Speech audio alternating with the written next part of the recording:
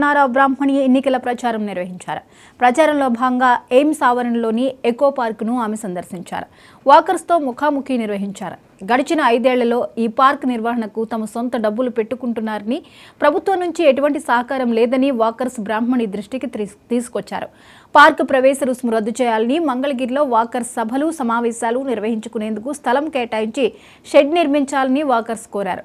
సానుకూలంగా స్పందించిన బ్రాహ్మణి అధికారంలోకి రాగానే అన్ని సమస్యలు పరిష్కరిస్తామన్నారు.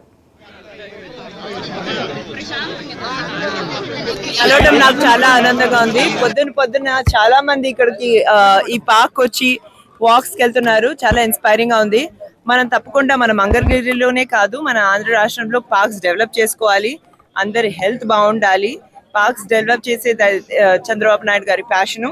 హైదరాబాద్ లో కూడా కేబీఆర్ పార్క్ కానివ్వండి, వేరే పార్క్స్ కానివ్వండి, వీటిని డెవలప్ చేసిన చంద్రబాబు నాయుడు గారే. తప్పకుండా ప్రకృతి చాలా బాగుండేటట్టు, అందరూ బెనిఫిట్ పొందేటట్టు, పిల్లలు కానివ్వండి, పెద్దలు కానివ్వండి, వాళ్ళందరికీ పార్క్స్ తప్పకుండా డెవలప్ చేస్తాము.